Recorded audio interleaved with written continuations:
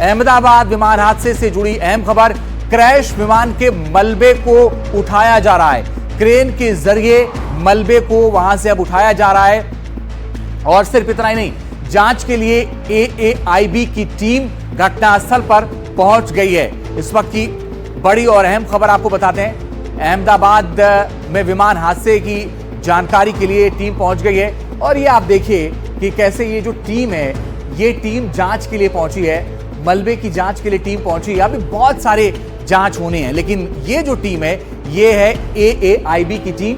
AAIB की team पहुंची हुई है और वो फिलहाल जांच कर रही है। लेकिन आइए अहमदाबाद विमान हादसे से जुड़े 10 बड़े अपडेट आपको बताते हैं क्या कुछ हुआ। मृतकों की संख्या बढ़कर अब 274 हुई है। संख्या ज्यादा बढ़ रही है लगातार। क्रैश विमान का अब मलबा उठाया जा रहा है। दूसरा बड़ा अपडेट, तीसरा अपडेट अभी बताते हैं आपको। क्रैश विमान का ब्लैक बॉक्स मिल गया है, सबसे बड़ी बात यह है। चौथा अपडेट यह है कि क्रैश साइट पर DGCA और NSG की टीम मौजूद है जांच करने के लिए। पांचवा अपडेट, AAIB की टीम घटनास्थल पर पहुंच गई, जिसकी तस्वीर हम आपको दिखा रहे थे। छठा अपडेट यह है कि जांच के लिए हाई लेवल कमेटी गठित कर दी गई है, जो इस पूरे मामले की जांच करेगी। सिविल एविएशन मिनिस्ट्री की इस पर अहम बैठक भी चल रही है। ये सबसे बड़ी बात है। सिविल एविएशन मिनिस्ट्री की बैठक में बहुत सारे फैसले लिए जा सकते हैं। 1:30 बजे उड्डयन मंत्री की प्रेस कॉन्फ्रेंस है। राम मोहन नायडू उड्डयन मंत्री हैं, वो प्रेस कॉन्फ्रेंस कर सकते हैं 1:30 बजे। क्रैश साइट पर जाएंगे मल्लिकार्जुन खड़गे और उसके बाद वो जो घायलों से भी मुलाकात करेंगे, मल्लिकार्जुन खड़गे, उनसे भी बातचीत करेंगे। लेकिन जो तस्वीर आपके सामने है वो मलबा हटाने की तस्वीर आपके सामने है। जो टीम पहुंची है उसकी तस्वीर आपके सामने है। क्रैश विमान के मलबे को उठाया जा रहा है। वहीं मलबे से आज एक और शव मिला। देखिए ग्राउंड जीरो से हमारे संवाददाता जितेंद्र दीक्षित की ये रिपोर्ट। मैं इस वक्त अहमदाबाद के मेघाड़ी नगर इलाके में हूँ। ये वो इलाका है जो कि विमान हादसे से प्रभावित हुआ था। इन्हीं इमारतों में जो इमारतें हैं रेसिडेंट डॉक्टर्स की, यहीं पर आकर विमान टकराया था। 7 ऐसी इमारतें प्रभावित हुई और यहाँ पर हम देख रहे हैं कि कुछ विमान में सवार कुछ मुसाफिरों के रिश्तेदार यहाँ पर मौजूद हैं। फूल लेकर आए थे उन्हें श्रद्धांजलि देने के लिए। ये जो परिवार है ये दीव का परिवार है, यूनियन टेरिटरी दीव, वहाँ से ये परिवार आया है श्रद्धांजलि देने के लिए। हालांकि इन्हें पुलिस के साथ काफ़ी मशक्क़त करनी पड़ी अंदर एक्सेस हासिल करने के लिए। फूल लेकर आया था अपनी श्रद्धांजलि देने के लिए।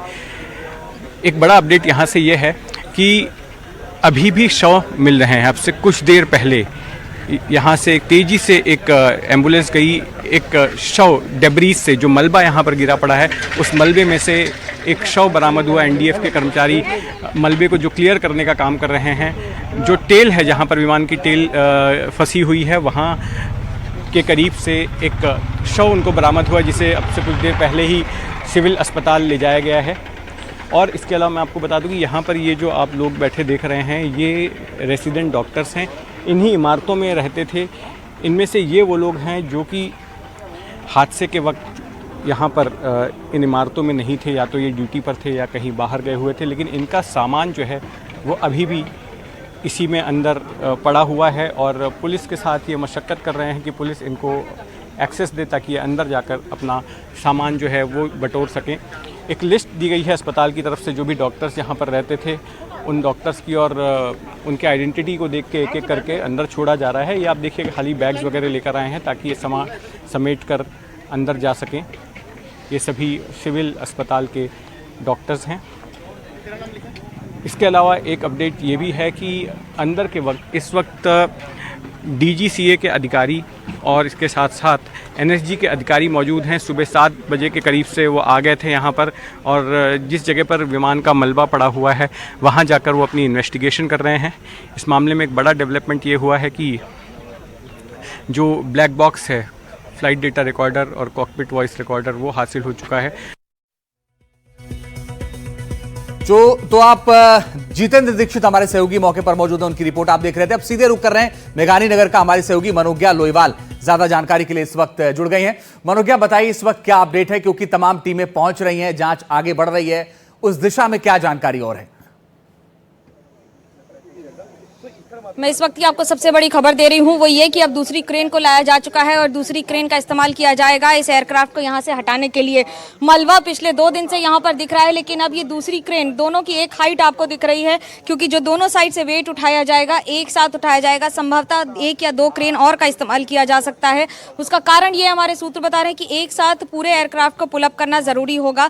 इसके अंदर जो भी सामान है वो एविडेंस के तौर पर है। ये एक क्रैश साइट है जिसकी पूरे विश्व की इस पर नजर है, जिसके कारण ये ध्यान रखा जा रहा है कि अंदर जो भी सामान है वो एविडेंस, एक सबूत के तौर पर इस्तेमाल किया जाएगा, जिसकी वजह से उसे उसी तरह से रखना बहुत जरूरी है। यहाँ से भले ही एयरक्राफ्ट के ये मलबे को हटाया जा सके, लेकिन उसे जहाँ भी रखा जाएगा वो इसी तरह के सुरक्षित स्थान पर रखा जाएगा। आप इमारत की तस्वीर देखिए, उसी से कल्पना कीजिए ना कि एक और पानी की टंकी गिरी पड़ी है, पानी कहीं उसी समय बह गया होगा, पता नहीं उसका इस्तेमाल या उस पानी का उपयोग किसी भी तरह से उस आग बुझाने में हो पाया कि नहीं, लेकिन घंटों तक जली इस आग में कई दिनों तक, मानी 1.5 दिन तक करीब धुआं निकला है। इमारत का ये हाल है कि अंदर सिवाय ऑथराइज्ड अथॉरिटी के किसी को भी जाने की अनुमति नहीं है। जो भी वहां पर लोग हैं, जो अधिकारी हैं, वो एनडीआरएफ के हों, एसडीआरएफ के हों, एनएसजी के हों, एनआईए के हों, बाकी सभी एजेंसीज जो इस पर काम कर रही हैं, गुजरात पुलिस लगातार मॉनिटर कर रही है। कमिश्नर खुद लगातार कई बार विजिट कर चुके हैं। एटीएस ने कल डीवीआर अपना हाथ में रखा था, उसके जरिए ये पता लगेगा कि आखिरी बातचीत कॉकपिट से और एटीसी में क्या हुई थी। लेकिन सबसे महत्वपूर्ण बात यह कि अब ये दूसरी क्रेन का इस्तेमाल इस मलबे को यहाँ से उठाने में किया जाएगा। कई लोग ऐसे भी हैं जो ये कह रहे हैं कि उनके परिजन अभी तक मिले नहीं हैं। डीएनए के सैंपल्स के साथ शिनाख्त करने में समय लगेगा, इसलिए इंतजार भी करना पड़ेगा जब ये डीएनए के सैंपल्स मैच हो जाएं। अभी तक कुछ ही शवों को वापस दिया जा सका है, यानी कि 10 से 12 शवों को सरकारी तौर पर वापस किया जा चुका है। ये भी वही जिनकी स्थिति थोड़ी ठीक थी, जिन्हें पहचान किया जा सका था। जी चलिए, आप नजर बना के रखिएगा मनोज्ञा, आगे लगातार आपसे अपडेट लेते रहेंगे। तो फिलहाल मनोज्ञा हमारी सहयोगी बता रही थी कि कैसे 2 क्रेन लगाया गया है और वहां से उस मलबे को हटाया जा रहा है। मेघानी नगर जहां यह हादसा हुआ, वहां के चश्मदीदों से बात की है हमारे संवाददाता रवीश रंजन ने। ग्राउंड से ये रिपोर्ट आई, आपको दिखाते हैं। मैं इस वक्त मेघानी कॉलोनी में हूं और ये कॉलोनी इसलिए बहुत अहम हो जाती है क्योंकि जब ये विमान का हादसा हुआ तो सबसे पहले मेघानी कॉलोनी के लोग और ये इससे सटा हुआ जो आर्मी का कैंप है, यही 2 स्थानीय लोग और आर्मी के साथ में मिलकर सबसे पहले रेस्क्यू ऑपरेशन चलाया। हमारे साथ में रेखा जी हैं और मोहन जी हैं। मोहन जी वो शख्स हैं जिन्होंने 5 MBBS के छात्रों को तुरंत हॉस्पिटल पहुंचाया। रेखा जी यहाँ पर इनका घर है। आपने रेखा जी क्या देखा उस वक्त? सर उस वक्त मैं घर में थी, मैंने देखा कि सर पूरा घर, पहले तो एकदम तेज से आवाज़ आई, मतलब क्रैश हो रहा था इसलिए बहुत तेज आवाज़ आया। तो फिर पहले तो समझ में नहीं आया कि क्या हो रहा है, पहले ऐसा लगा कि जैसे कि भूकंप आया हो। फिर जैसे ही हम बाहर निकले वैसे ही बॉम्ब ब्लास्ट की आवाज़ आई, मतलब प्लेन ब्लास्ट हुआ होगा। फिर ऊंची ऊंची धुआं, आगों की लपटें बहुत ऊंची ऊंची उड़ रही थी।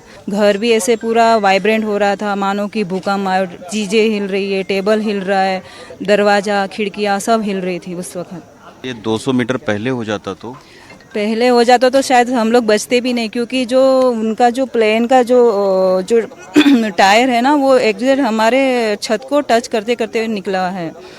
हाँ, और जो घर के आगे पेड़ है उसको विंग्स जो वो है ना, उसके जो पंखे, वो उसको काटते हुए गया है। तो वो पायलट की मेहरबानी उतना कि उन्होंने इस एरिया में, नहीं तो आज हम भी नहीं बचते। ऐसा संख्या और भी ज़्यादा बढ़ सकती थी, मतलब आम जनता और भी ज़्यादा मर सकते थे अगर इतने एरिया में उन्होंने अगर लैंडिंग की होती तो। मोहन जी हैं जिन्होंने 5 छात्रों को तुरंत निकाला वहाँ से। मोहन जी, जैसे धमाका हुआ आपका घर 500 मीटर दूरी पर है, कैसे फिर आप?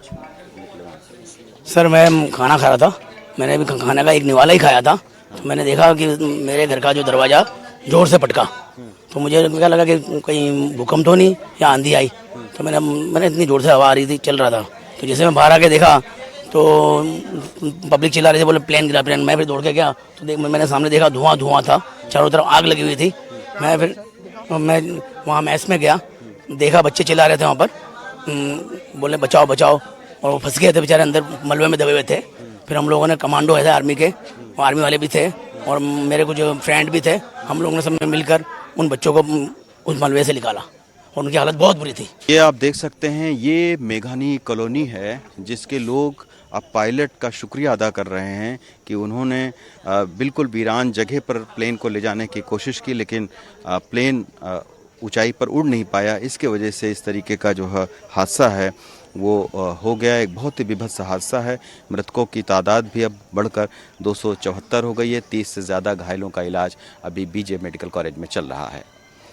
मेघानी कॉलोनी अहमदाबाद से पवन तिवारी के साथ रवीश रंजन शुक्ला, NDTV इंडिया।